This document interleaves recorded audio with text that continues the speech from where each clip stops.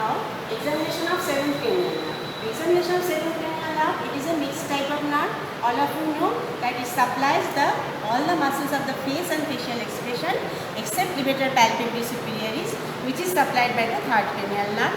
It also supplies stapedius muscle and it also supplies platysma muscle. Now, inspection, you have to take the first history, then you have to inspection, and they have to do the test proper. Here, history and inspection is very important for seventh cranial nerve. Now, what are the history? I have already mentioned. What are the history you have to take? History of hyperacusis, history of any. When the patient is entering to a chamber, from looking through the patient only, from inspection, you will be able to identify that subject is suffering from seventh nerve palsy. So, first you will ask the subject to sit comfortably, relax way, take the consent of the subject, and now get the confidence of the subject, stand on the right hand side, proper illumination, proper exposure, and proper attendant, male or female. Now, you know what are the inspection history you have to take. You know what are the inspectory findings you have to do. From previous class, you find out the history, all the history and all the inspectory findings. Then you go for test proper. I am now going for test proper. Test proper, I have already mentioned ringing test. So this is the first inspection. You see the facial expression, loss of transverse furrows, loss of there is lack of thymus or not, nasolabial fold is equal, prominent or not, dribbling of saliva, angle of the mouth is deviated to any side, it will be deviated to the healthy side. And after inspection, after taking history and inspection is very important. I have written in the last class, so I am not going to write down anymore right now. You go through this. That means I am repeat it again.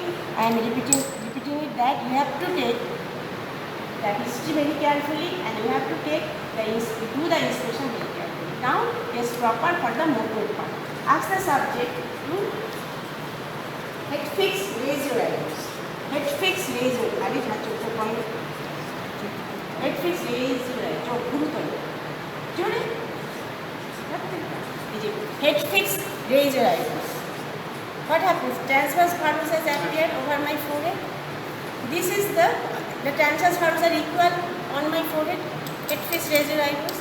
This is the test for frontal belly of occipitofrontalis muscle. This is wrinkling test. I have written it last class. Now frowning test. Ask the subject to frown. That means vertical furrows are appeared in between the two eyebrows. This is the test for collicular superciliary muscles. Ask the subject to close his eyes as tightly as possible. Now with the help of both thumbs, I will try to open it. In case of normal subject, I won't be able to do it. If the subject is having seventh nerve palsy, one eyelid, in case of paralyzed side, the eyelid will be easily opened. But it is a normal subject, so I cannot open it. This is the eye closure test. This test for, you have to mention the name of the muscle. This is the test for orbicularis oris muscle. Orbicularis oculi muscle. Now, blowing test.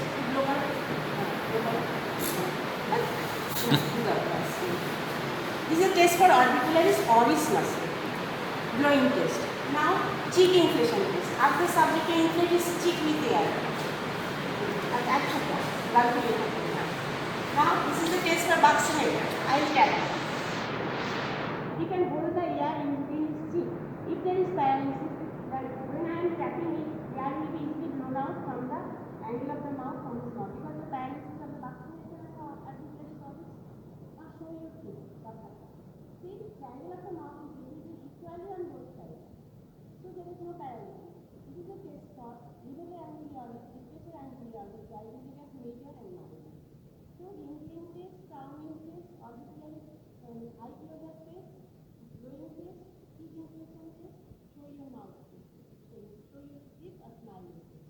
In case of paralysis, angle of the mouth is deviated to the healthy side. Angle of the mouth is deviated to the healthy side. Now, test for paralysis.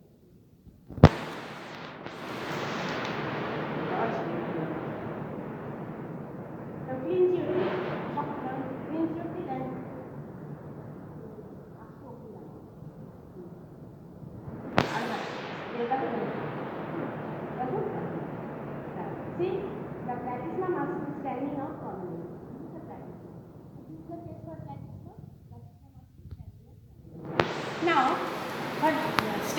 muscle you won't be able to examine. So for stapedius, you just ask the subject whether the subject can hear the low intense sound in a loud voice or a very low intense sound or TV sound in a loud voice. That means there is paralysis of the stapedius muscle. Only from the history of hyperacusis, that is the low intensity sound, the sound subject is listening with a high intensity.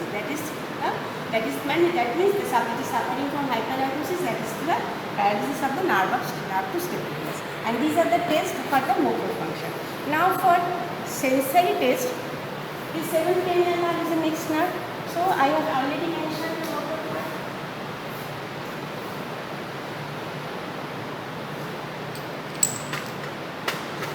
All the tests that is written in the last class also. And the sensory part,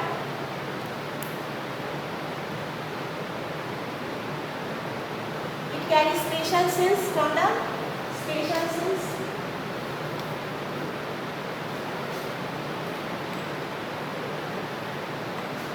That is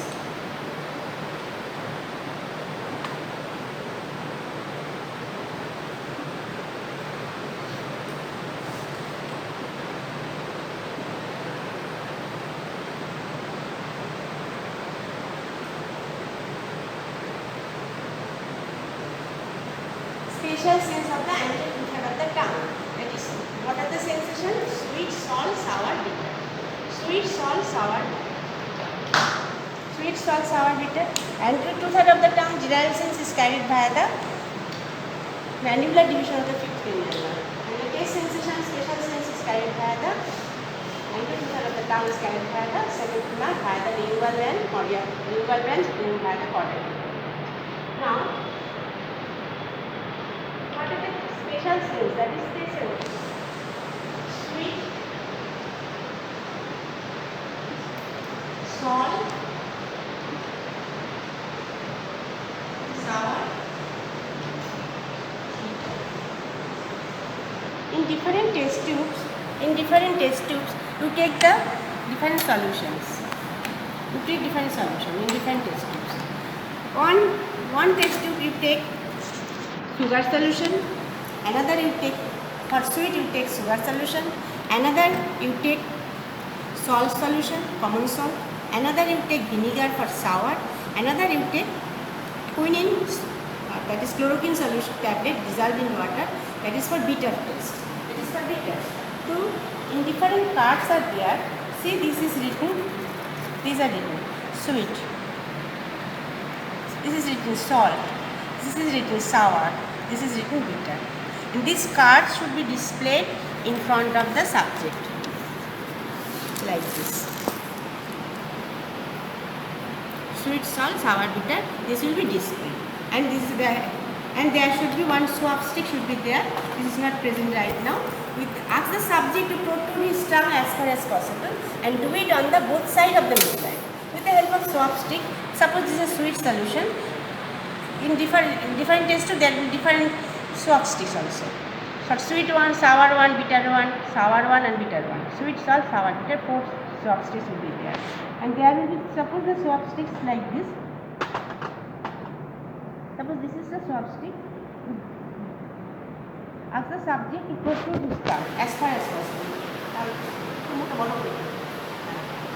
After it is a sensory, so you have to do it after proper closure of eyes. Otherwise, subject will see from which solution I am taking, and subject will mention by seeing this. So ask the subject to proper closure of eyes. Subject does not know from which I am taking, which sensation, which solution I am taking. Deep breath. Now I am putting one solution over the tip of the tongue on one side of the lip. Now ask the subject to open his eyes. Now ask the subject to show the card. Ask the subject to show the card which solution you have put. So subject will mention that he is perceiving sweet solution. Now ask the subject to rinse his mouth thoroughly with water, because otherwise you have to do it on the opposite side. So ask the mouth to rinse his mouth thoroughly with water and repeat the same test. After proper closure of eyes, repeat it on the opposite side of the lip. and ask the subject to show the card again. Again ask the subject to, never ask the subject to talk or utter the which sensation he has perceived. Because if the subject talk, there will be salivation. So there will be masking effect. So there will be confusion. So never allow the subject to talk. Subject will only show the card and will mention which taste sensation he or she has perceived. Now same thing I am doing with the sour. Again salt. Now subject will again show after proper now again he will show you the card that's salt solution. Do it on the opposite side and ask the subject to rinse his mouth thoroughly with water. Then with bitter, and this is the separate will required. Separate swab stick will, there will be 4 swab stick in different. Otherwise there will be mixing. So you have to do it in separate this way. There will be 4 different. There should be 4 different. This is one, suppose, and this is other. Suppose, and there is, suppose there will be another. Suppose there will be another. Like this. 4 will be like this. So in this way, first do the sweet, then salt, then sour, and bitter should be tested last, because bitter taste after thoroughly rinsing with water, it does not, it persists for a longer time, bitter taste. And the main thing is, after proper closure of the eyes, you put 1 drop of solution from any of this. Start from sweet, then salt, then sour, lastly bitter, on both sides of the midline, one by one, and ask the subject to open his eyes and show by showing the card. And after each test, ask the subject to rinse his mouth with water and never allow the subject to talk, because there is salivation and bitter taste, and there will be masking effect. And their bitter taste should be performed last, because bitter taste persists for a longer time. After proper rinsing the mouth thoroughly with water, still the bitter taste will persist. This is all about the sensory part. Now the secretomotor. Now the secretomotor part. Secretomotor part, it supplies the salivary glands, and it also supplies the salivary glands.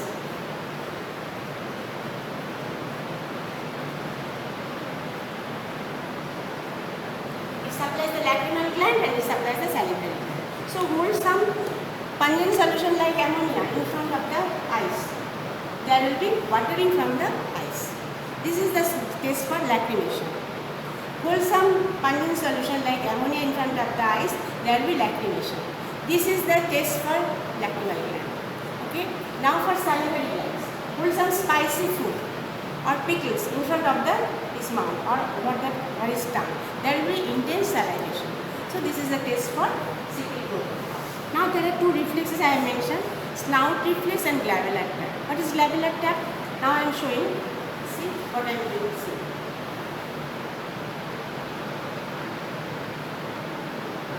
I am tapping the glabella, midline of the glabella. First there are 3 or 4 contractions, blinking, 3 or 4 blinkings, and there is no blinking at all. See, there is no blinking. Tap the glabella 3 or 4 times. First 3 or 4 blinkings, he has 2 blinkings, and there is no blinking. It is a normal finding. This is the glabellar tap. The afferent via the 5th, efferent via the 7th. It is blinking, so efferent via the 7th. Now snout reflex. Snout reflex, see, this nasopalpebral, I am touching the nasopalpebral fissure. I cannot see anything. In case of infant or milk-fed baby, if we touch like this, there will be protrusion and puckering movements of the both upper and lower lips. So in this case, nothing can be elicited. But if there is upper motor neural lesion of 7th cranial nerve, both reflex will be exaggerated. So this is all about how to examine the motor part, sensory part, secretomotor part, and the both reflexes.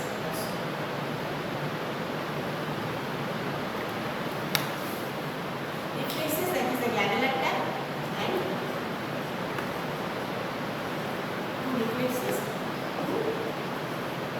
Reflexes are there. One is glabellar tap, another is snout. I have written in the last class, so I am not going to write that snout. And now what is examiner will, after doing the motor part, you have never mentioned to the motor history is very important. So here you have to take the whole history.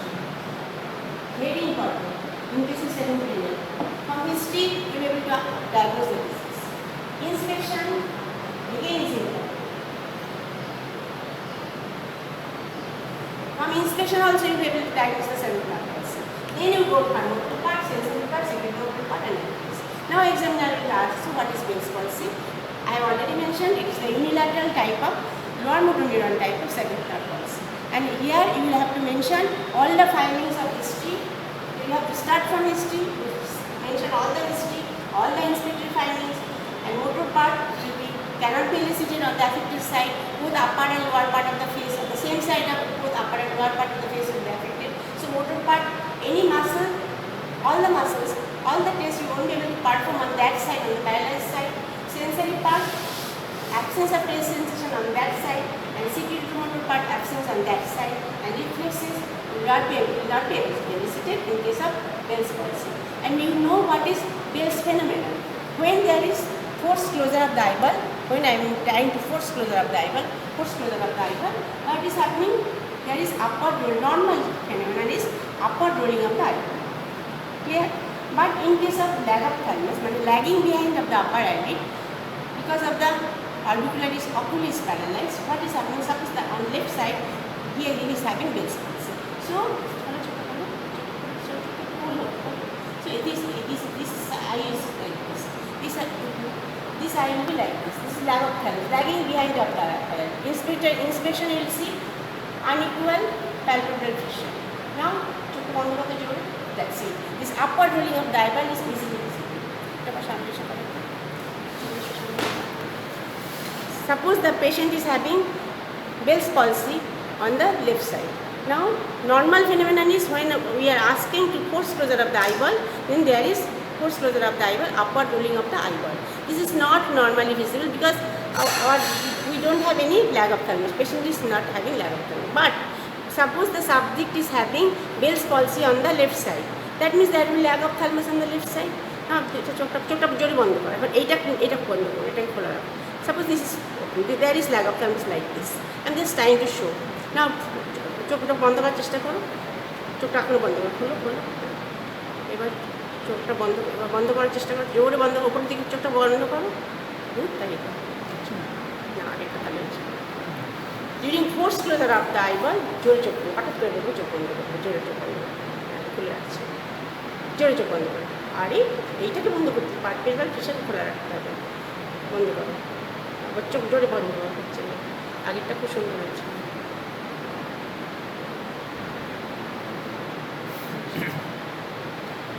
এটা তো বন্ধ হচ্ছে। হ্যাঁ, তুমি চোখটা বন্ধ করবে, আমি সংযোগ করে দেবো। চোখটা বন্ধ করতে জোরে বন্ধ করো না, উপরের দিকে তাকাবে, উপরের দিকে চোখটা জোরে চোখ বন্ধ করো।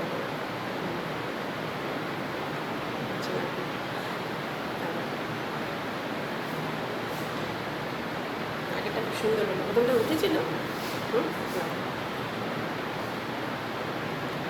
During forced closure of the eyeball, there is upward rolling of the eyeball which is not visible because we are not having lag of thymus. But if there is Bell's palsy on the left side, I am trying to show, I don't know whatever I will be able to, but see, চোখটা বন্ধ করার পর একটু not খোলা হয়েছে, একটু not খোলা, জোরে চোখ বন্ধ করো, চোখ বন্ধ করো।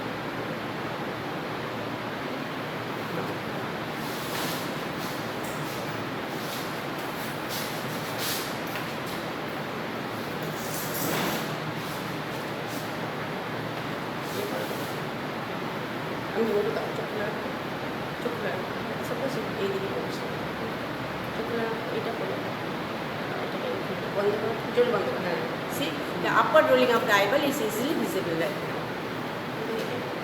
সুন্দর, এটা খুলে রাখছি, দাঁড়া, খুলে রাখি, চোখ বন্ধ করো, একটু বন্ধই করে আছে, নাচে হবে না, প্রথমবার হয়েছে, ঠিক আছে, প্রথমবার হয়েছে। This upward rolling of the eyeball is easily visible. This is Bell's phenomenon, and you know you will be asked what is the upper motor neuron type of lesion. The difference, how will you understand differentiate between the upper and lower motor neuron type of lesion?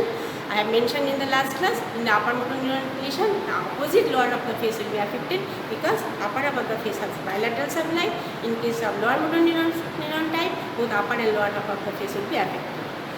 This is all about second nerve, and we will go through the or my last class, what I have taught in the last class. Go through all this thing. I am not going to details. So never forget to do this history, inspection, motor part, sensory part, secretory motor part, and reflexes also. In upper motor neuron dilation, both glabellar tap and sound reflex will be examined. And otherwise, reflex will not be examined. Normal subject will not be examined. Now I am coming to the next.